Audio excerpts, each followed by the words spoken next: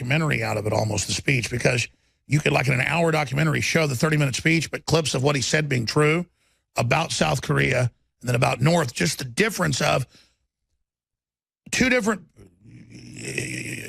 countries, the same people, and then one is a total hell and the other is the most productive country in the world, the longest, one of the longest living. I mean, it's total upside down world. And it just shows how authoritarianism is a horrible nightmare, and it's only good for a few psychopaths that run it. Candace, what's your overall view on Trump? You think he'll survive? I absolutely think he's going to survive, and I think I could be a little biased. I just came back from hearing Steve Bannon speak. I'm down here at a conference, and I mean, he just lit the room on fire with the energy, talking about how they did it and how they're going to keep doing it. And look, Trump is prepared for this. He knew what he was going into, and he just has the spirit for it. He's a fighter, and he is inspiring the rest of us to be fighters. I had to say, I was sitting there and I was going, I have never felt patriotic in my entire life until this moment. Until Trump became the president. Think about how crazy it is that we grew up in a country where we weren't proud to be in this country because that's what our leaders told us was okay, that we had to be ashamed to be American, that we had to open our borders, that we had to sort of get rid of everything that represents the USA. And now this populist movement is alive, and Trump is basically draping himself in the American flag and reminding us of how great this country is. So I absolutely think he's going to survive, and I think it'll get harder, and then it's going to get easier because voices like mine are standing up, and we're not ashamed, and we're going to keep fighting, and we're going to help him. What you just said is so true. It's not just optimism. It's not just empty optimism. It's not just the positivity. It's that we've got the base, the history, and the system to do it and to come together. And the way he goes to other countries that also have the right stuff and praises them and tells the truth, and it creates real unity. I mean, in other countries, even in France and places, they love him now. In Japan, in South Korea, in Russia, in areas of Europe, Latin America, the hype isn't true because they didn't want us to be interested in leaders anymore. They didn't want positivity. They wanted us to kind of just give up and go away and be austere. But you're right.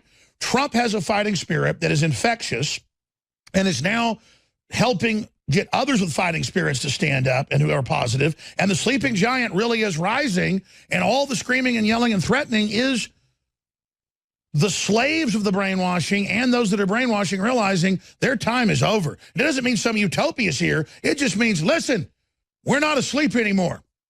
We are not asleep. You are exactly right. And Trump is an absolute legend. He is a hero in this country. And it's sad to me that there are people that are programmed to hate him, because if they could be a part of this, if they could feel this energy, this movement, it feels like a fire, like in a belly of a beast right now. And it's coming alive. And even hearing, I heard Katie Hopkins speak this morning, and she was just talking about how they've lost UK.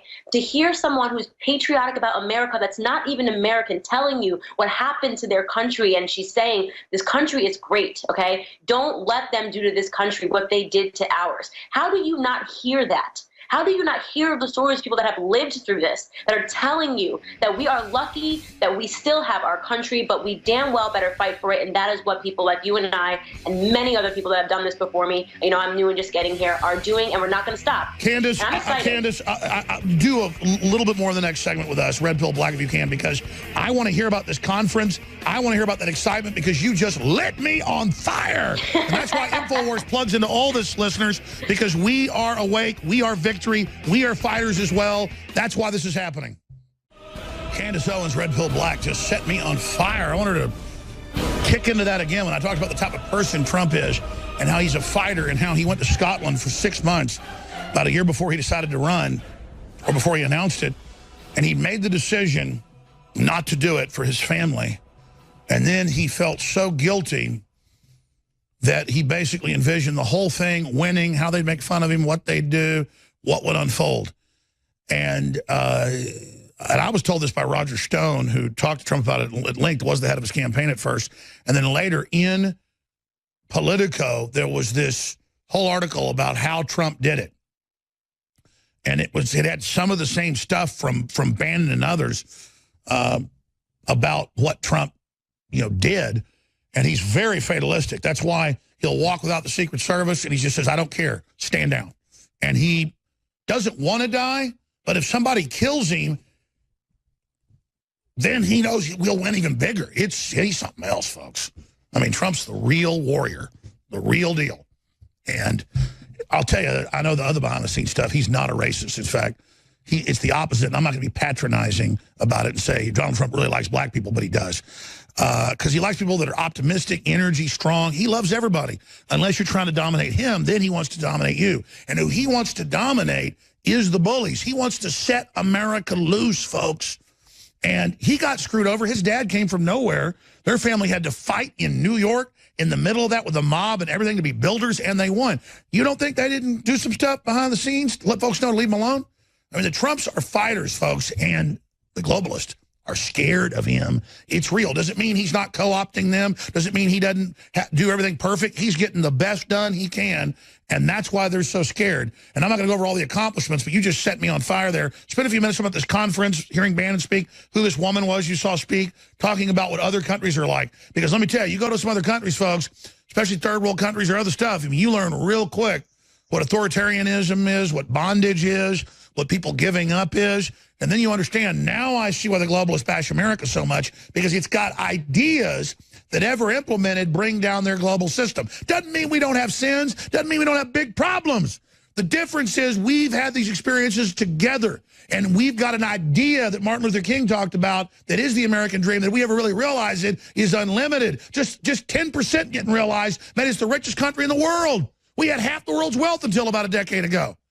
And it's because we were creating the wealth. So get back into this conference, who you heard speak. Give us the details, Candace, Red Pill Black. It's not over yet. I can just tell you that this is the most amazing thing, and I step over the sentiment and the emotions of what I'm feeling right now, having just had these conversations. So to take it from the top, I mean, we get in last night, and the first person that I have a long conversation with is Ann Coulter.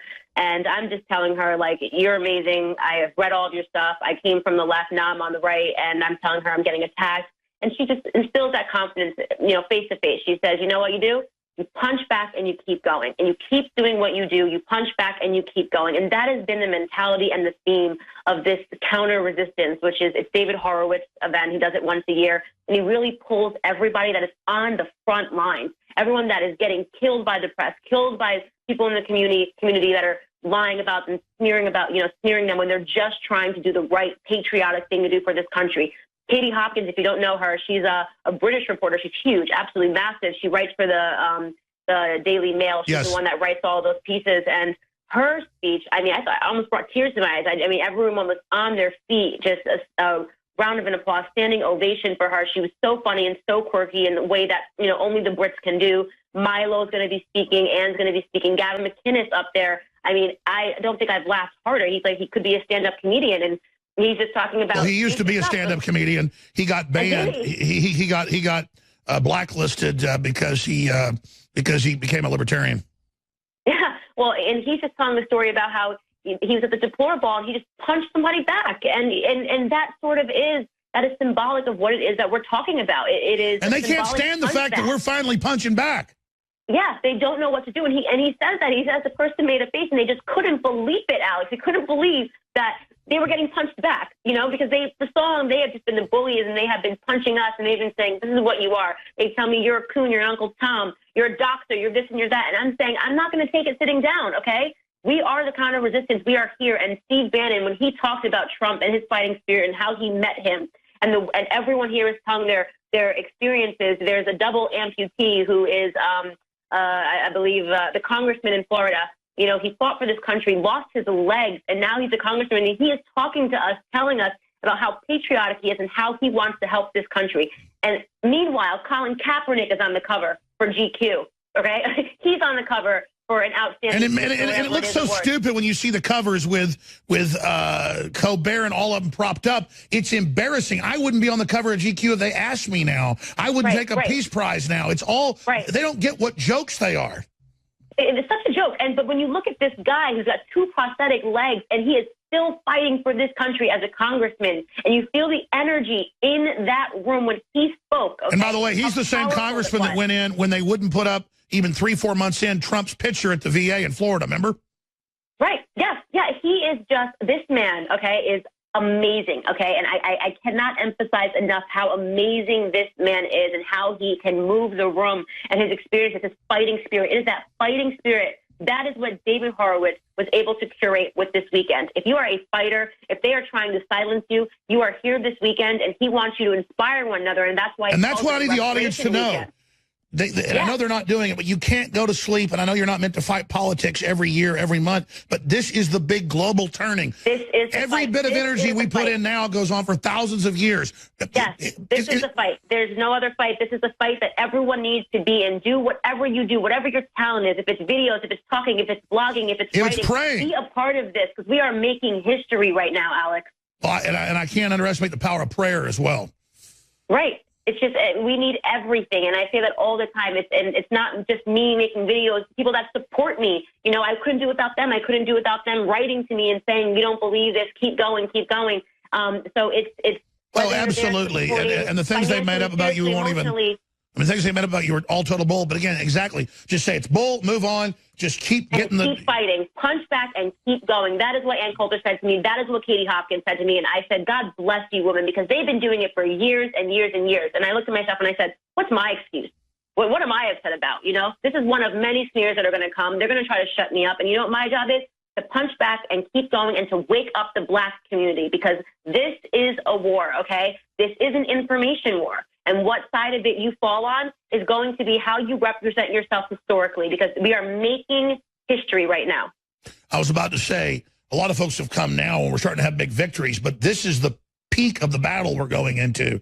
So this is the hardest time, but also the best time to be getting involved. And every call to C-SPAN, everybody that wears a T-shirt in public, everybody that is loving to their children, everybody that prays to God, everybody that supports a broadcast like this or shares a link, all of it together is a giant mountain of energy every day. Many hands make light work, folks. So again, when I tell you thank you, InfoWars, the president's told me this. It's been said all over the news. They know it. Trump wouldn't be president if it wasn't for InfoWars, if it wasn't for you, the audience. We were the key heart cadre in support and in information warfare and in breaking stories. We're identified by Podesta, Hiller, and everybody as the stories that sunk them. Now, again, after those stories that sunk them, they're coming after me for now. Yeah, but that's how time-space works. It doesn't matter. I've already won that battle. The larger wars here, but I've now got to deal with missiles they fired back at the time that happened. But we're here. It's all happening, and I want you to know this is history. Candace Owens, Red Pill Black. I want to talk to you again whenever you want to come on. You're wonderful. You're amazing, and I'll say it. You got a beautiful soul. We really appreciate it. That's why the enemy fears you. We'll talk to you soon, and please come on and give us a report about the rest of the event. Absolutely, I will. Thank you guys so much. I so appreciate you guys that watch InfoWars. You're amazing. We appreciate you. All right. Millie Weaver just got back from the Hillary Clinton event, and she said she's getting stalked, getting followed, and they've broken into her phone. So I'm going to have to find out more from her during the next break. So just that's going on right before I got on air 30 seconds ago, 45 seconds ago. So all hell's breaking loose basically here in the war room. That's why I call the Owen Schroyer show the war room. I mean, that's what this is. It's like we had the Al Franken news day and a half before, but I wasn't afraid to put it out. I was just like, okay, but I got to wait, and I can't say who the woman is. I'm not going to cover it. And see, most people would want that big breaking story. I just want to be credible and actually help things and make things better. But you can see how we tweeted out, just to have it on record before it came out, that we had the news. Because that's why they constantly, say, oh, we're fake news, because they know, folks, we make mistakes, but we're not trying to make mistakes. We are beating ourselves up to tell the truth. And not because we're Mr. Goody Two-Shoes, man. We want to have integrity. My ancestors had integrity. I remember being a teenager. You're kind of naturally nasty when you're a teenager. I'm thinking my dad and his dad and my mother's dad and my mother's brother were just Mr. America, goody two-shoes, and it wasn't an act. It wasn't. It was like they were enslaved to being good men. I'm not as good as they are. I'll be honest with you. I have a dark side. I don't let it run me, but I can see into the enemy more because I see how they see us. So that's how God works. I'm more twisted. And so I understand what the enemy's up to. But back when I was darker, I was never given over to evil, but when I was darker, I thought they were weak because they were good men. People that are into evil, they think they're so strong because they're not good people. They think they're strong because they only care about themselves. And the truth is, they're weak. They're weak. You see, the fact that I have a weak side, I can understand these people. And my good side's big. That's the difference, though. That I've got all these Hillary clips I want to play, and I'll get into their latest secret meeting. This is very, very important. You know, I've got so many of these. Let's just go ahead and start with the first one, and it's self-explanatory. Corporate media is now behaving like questioning the Clintons is some war crime, and that, you know, Trump wants a dictatorship, even though the Clintons tried to get dictatorships. Obama tried to put it in, that they're the ones that want to censor the press. They're the ones that want to open our borders up and sign us over to the TPP and dictatorial systems. And then now they're setting it up where Trump's the bad guy, and anybody that criticizes, you know, the Clintons wants a dictatorship. Oh, because what, you're still in the government? So we want you out of government? That's a dictatorship? Because that's how they see it. Is that it's their camp, still in power, and they're holding back the great Trump evil. Here it is. This appears to be the politicization of the Justice Department and our justice system. This Uranium One story has been debunked countless times by members of the press, by independent experts. It is nothing but a false charge that. Good pause. Look at this reporter. He looks just like the BuzzFeed reporters, like a woman that cut their hair short. And I'm not being mean, but they're all like little skinny zombies you've never heard of, because that's who slime bags like Hillary want to be around. They don't want to have real men around them. In fact, they've had mainstream news articles saying, and psychiatrists have pointed out, that Hillary always wants really ugly people around her because she's ugly too. See, that's why misery loves company. But, oh, Uranium One, it's been debunked.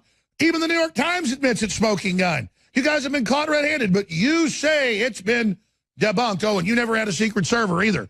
You told our reporters that. Oh, I never had a server. None of it was hacked. If you like your doctor, you can keep it. Here, let's continue. Members of the press, by independent experts.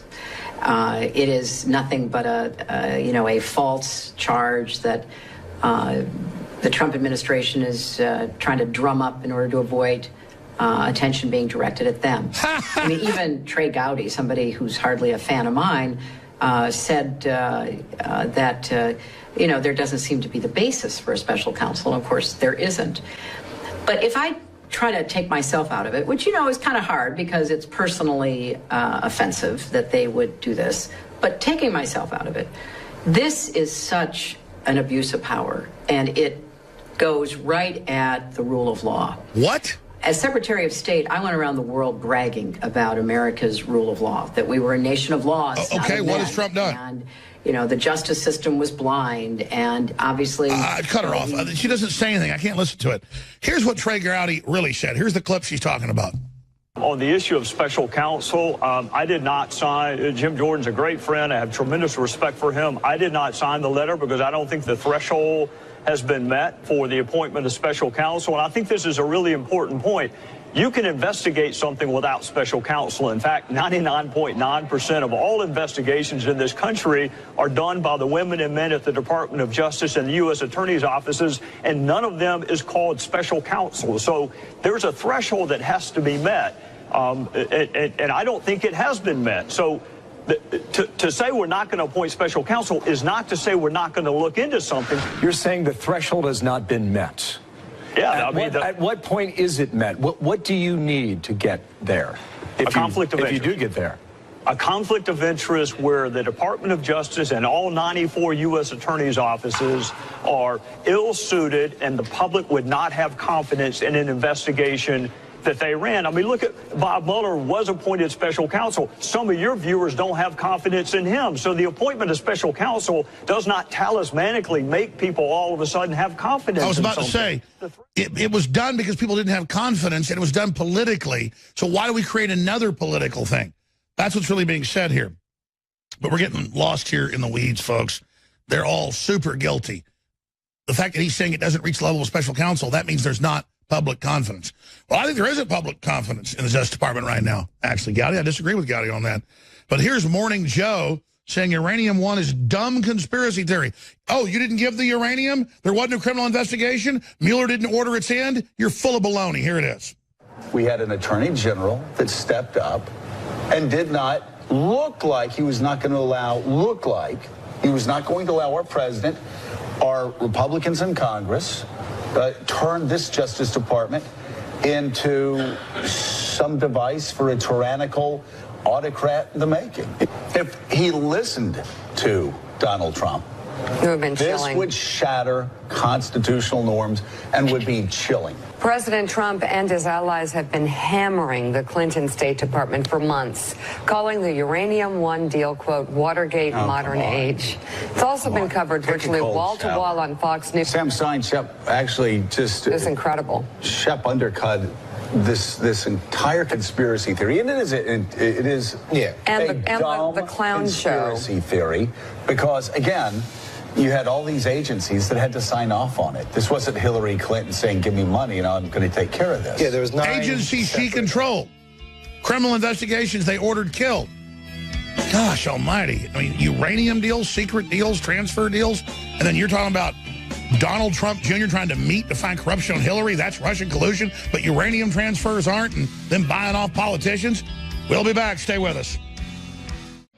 All right, Millie Weaver just came in here. They just got back from Hillary Clinton's visit to Austin, Texas. We got other reporters going to her Dallas event. I'm sure they know that. Her stupid book tour of her failure of a book. What happened? You happened, lady. People woke up to you. Millie just came in and told me the footage they got. Now, it was Millie 1 week before in Cleveland, Ohio, 1 week before September 11th, when Hillary fell down like one of the towers and fell on her face. The media tried to cover it up, but we had the footage.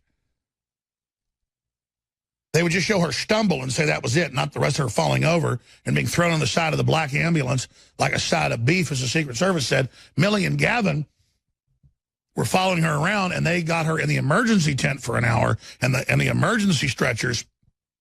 We have those articles. In fact, here's some of the footage of Hillary falling down.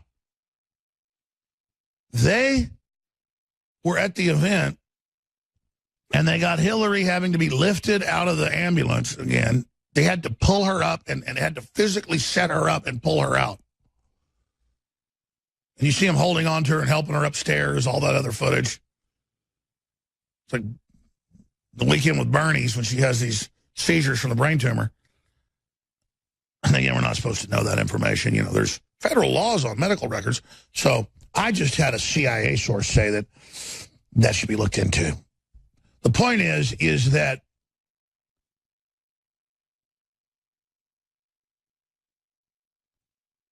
they have footage of her having to be pulled out of the vehicle, not being able to get up. And they have them calling the Dallas police, or Austin police, Dallas is next, on Millie. And then the Dallas police tell their goons, leave her alone, she's allowed to be out here on the sidewalk. So good for the Austin cops. I don't know if the Dallas cops will be so good because she's about to be there next. So this is just incredible. Now I want to go ahead and go to this next clip, but she's going to be coming on either next segment or fourth hour with myself and Mike Cernovich. But we're going to have Millie Weaver, our intrepid reporter, her and Gavin, just when it comes to devastating victories every time they go out. I mean, they've got powerful gods. And I don't mean that in a paganistic way. That's a quote from the show Rome on HBO, which is actually a real quote from Julius Caesar. He'd talk about people that kept having good success, good luck. They'd say, these men have powerful gods. And you know, the fact that good luck, God's on their side, the force is with them, they just, every time they go out, it's just fantastical what they get. So very, very awesome to have them on the team. They just continually get really powerful stuff. So, again, this is just them trying to block so you can't see, but you know, they've got the footage. They're blowing it up right now where they're picking her up and getting her up, which is what the Secret Service told us 1 month before she collapsed on September 11th last year. 1 month before. they told us that, listen, we don't know what's wrong with her. You're the one that has guessed on about her brain tumor. All we know is she's having convulsions every 45 minutes or so. She's got a black ambulance. It's got lift gates on it on the back and the front. They've got clinic things set up. She's having these convulsions all the time. And that's all we're going to tell you. So just tell everybody, follow her around, you'll get it. Well, we got her in the emergency tent the week before in Cleveland. This Dutch video guy, he was a fan. He just got back there and caught it. So the Secret Service was right. We were proven right again from our sources. It happened. Just like we told you, the reported main shooter in the Vegas thing, Paddock, had gone to the Middle East with his girlfriend and had a visitor and was there days earlier and had Islamic paraphernalia and Antifa. That all came out later, except for the Antifa part. Because, I mean, we got that directly from, and people say, well, wait, I thought the FBI is corrupt, but then you're saying the hostage rescue team, they're not all corrupt. A fish rots from the head. Crap rolls downhill. I mean, you're in there and you see all this Islamic stuff, and you know where Paddock's been. You've got his M.O. You want to tell people you don't want to see gun owners being blamed. Because the guys that actually do the shooting in the FBI, they're former military or current military and are patriots. They don't like the politicos always getting away with murder. I haven't even hit on the news. I mean, there's usually such big topics that I literally sit here with like 200 articles probably. I bet if I count all these articles up, I bet there's 200. Conservatively. I mean, just the stack's like 15. So 15, 45, 65, 70. Oh, yeah, it's well over. It's maybe 120. A little bit light today. Sometimes I have 200, 300. I don't know. This is a big stack. That's like 30 articles. The point is that I don't have all the answers. We've got social engineers. They admit they're doing this to us. They only operate in the dark. They operate with our tax money. They operate with corporate jurisdiction offshore that are above the law. They got thousands of labs, human-animal chimeras. Hell, that's 35 years old. Who knows what they've got now? All I know is all they talk about in public reports is how they want to get rid of the majority of the public, how we're a bunch of weevils eating up their planet. And I'm like, listen, buddy, I'm going to tell people about this. And it's not because I'm some hero.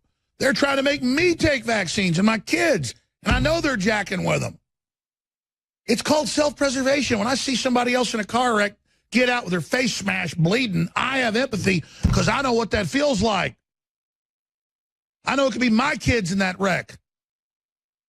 The fact that I got nerve endings doesn't mean I'm a wimp. It's the opposite. I've got feelings because that's how you get through the world, is having feelings, being connected. The globalists work to not have feelings, and they become psychopaths or sociopaths, and it's a joke. And I'm tired of these people. I don't like them.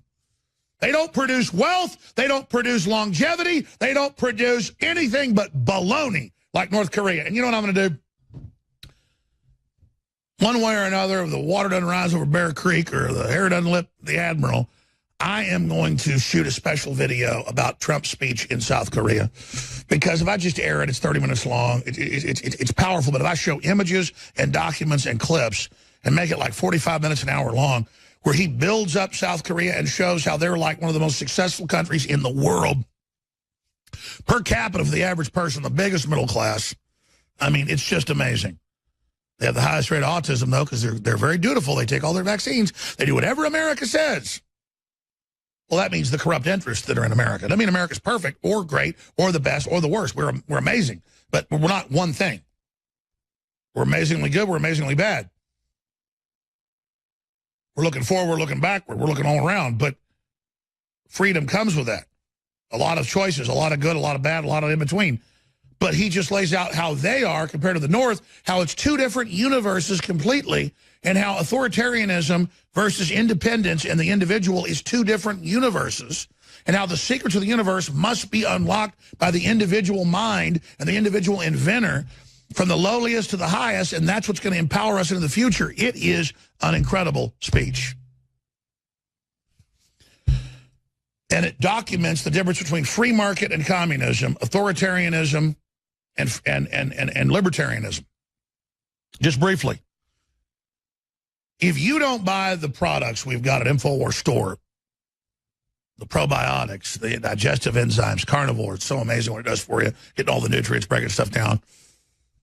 So you take all the vitamins and minerals you want, so if you don't have the digestive enzymes, you don't actually get it out of there. Carnivore is a new product at InfoWarsLife.com. Goes along with our 2 new Flora Life daily dietary support. And then we also have the advanced digestive support.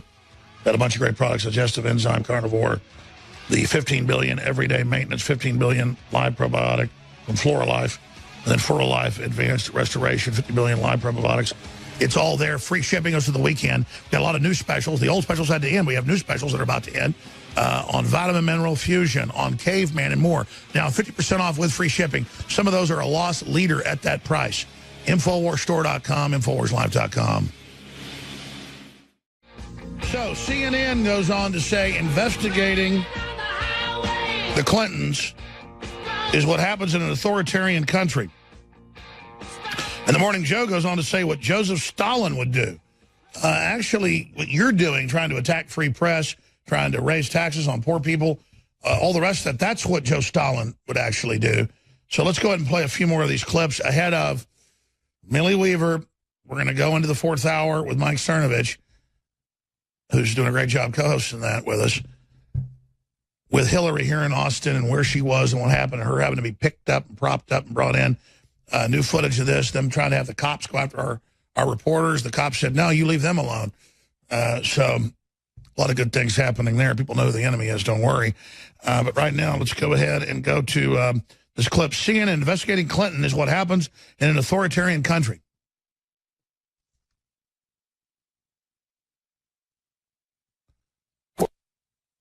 Now, we've got some technical problems here. Let's stop it. No big deal to have that occasionally happen. You guys want to try to reload it or just say it's not there? I'm cool either way.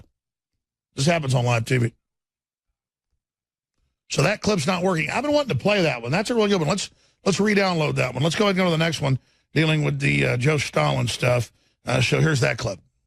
First of all, Michael Schmidt has we're going to get how horrific this is, what a horrific precedent this would set if Donald Trump goes after his political opponent this way, uses the Justice Department, pressures the Justice Department, pressures the Attorney General to do this. This is what happens. This is what Joseph Stalin would do. This is what tyrants have done for years, is sick their people on political opponents. But just the underlying charge, the claim here that somehow the Clintons benefited from this deal going through, it's an absence of malice moment where, you know, Paul Newman leans back in his chair and says, prove it. They're not gonna prove anything here. There's no smoking gun here. There's no nothing here that's going to prove that the Clintons somehow got money. I mean, it might look bad, but putting a special prosecutor out there is going to uncover this is so pathetic. Nothing and set a horrific precedent. You know, Mika, there have been times in this troubled presidency that people have stood up and actually put the constitutional republic first. You saw that with Jeff Sessions recusing himself because it was the right thing to do. You saw that with Rod Rosenstein recusing himself and appointing Bob Mueller because that was the right thing to do. And in doing that, was a bunch of cowardice. Everything else these guys have done or will do, those were shining moments where they put the country and the Constitution first. Now it's game on in the Justice Department, and it's time. What about that dead intern in your office? Justice Department to do the same thing, stand up for the rule of law, stand up for the Constitution of the United States. Oh, which you're always trying to destroy? Constitutional norms. And by the way, look at Joe Scarborough. You know, I don't believe he's really an alien from Mars, but in Mars Attack, the girl has the beehive haircut because she's really an alien. I mean, is he really an alien gray? Let's put him back on screen. I'm being sarcastic. He's going to say, Jones believes Scarborough is an alien. Just what a bozo the clown. And then you've got Mika Brzezinski and her war criminal father, you know, sitting there. And it's like, it may look bad they got money from the Russians and gave them all the uranium, but they got the government to say it was legal under Obama, so it's okay. And then they have the FBI kill an investigation. He just sits up there bumbling. This is what you get when a dead intern's found in your place. And then forever after, you're just this creature. Look how pathetic they all look. I mean, almost no one even watches these shows. And now he's going with this David Brock look, where he has this big bozo hair. I am from Mars. I am here. Planet Mars. And we're just supposed to bow down to this guy. I'm so sick of him. Pathetic. Oh, look at this little sniblet of news.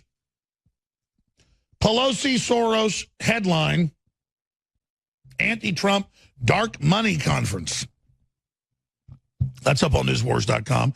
The Democracy Alliance. Yeah, well, they're not funding the Arab Spring or overthrowing the Iranian government trying to cause a race war.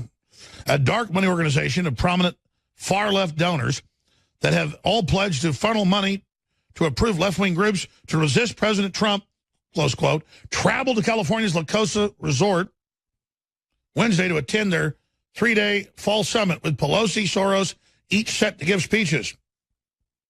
That's the News Wars headline on it. But notice, 7 of the 10 richest members of Congress are Democrats. Yeah, I've seen the statistics. The Democrats have 5 times the wealth of the Republicans in Congress. Just like all the top globalists, Warren Buffett, Bill Gates, Jeff Bezos, Ted Turner, just all of them are Democrats. Because they're globalists. They want to wreck everything, take over, flood us with cheap labor, tax exempt, but they want to raise taxes all day so there's more middle-class money because they get bailouts and stuff. Warren Buffett, biggest recipient of the 2008 bailout, $487 billion that his company and he got something like 50. Pull up the McClatchy headline. It'll say in the subtitle, he got 50+ billion himself in one day. I'd buy that for $1. Boy, I'm glad he's a liberal. Hey, I get all your tax money and fund third-world slave factories, but as long as I say I'm liberal, look, he always poses because he owns Dairy Queen with an ice cream cone. So, there you go.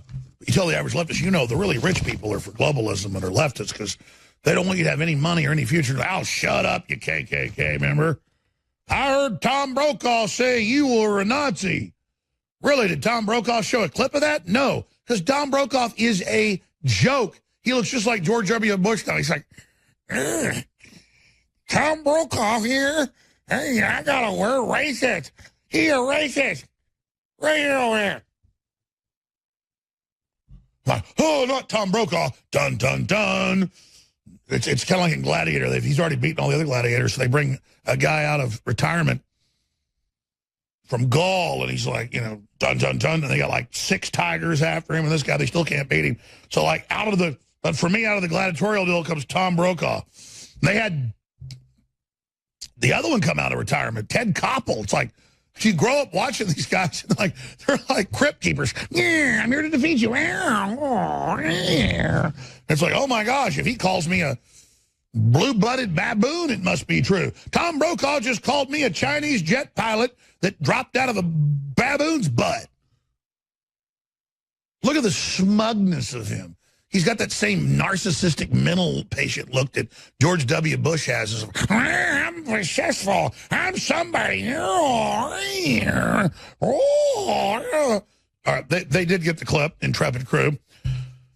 Here's the clip of them saying, CNN investigating Clinton is what happens in authoritarian countries. They're investigating Trump, made up crap, shut down the press, arrest Alex Jones. But when we say investigate them, oh, that's authoritarianism. Here it is. But you have to also do it in context. Back November 22nd. Sorry. That's Cuomo. Remember, we're allowed to read WikiLeaks. He said, you're not. And if you do, we'll arrest you. Sorry, let me get back to Cuomo. He also said, let your daughter shower with men and let them see their genitals, or you're sexist. You're against trannies. He said that. So back to the guy that thinks that full-grown men should shower with your 12-year-old daughters. Here he is. You have to also do it in context. Back November 22nd, after the election, the president was asked about this. So you're going to go after the Clintons? Because you kept saying you were going to do it all during the election. Here's what he said. Here's what he said. Well, when it goes up, I'll read it. There it is. So, look, I want to move forward. I don't want to move back. And I don't want to hurt the Clintons. I really don't. She went through a lot and suffered. greatly in many different ways. And I'm not looking to hurt them at all. Yeah, that's him trying to be gracious. So that's where this started. Now, by the way, pause. I told him days before that, they're going to play possum and come at your neck, sir. And I told him that about 10 more times. And now the president does listen to what I say, even more, because every bit of it came true. Sorry, let's go back to Cuomo. Well, because of what's been going on with him, Jeffrey Toobin, do we see a very different posture now being motivated by the U.S. Department of Justice?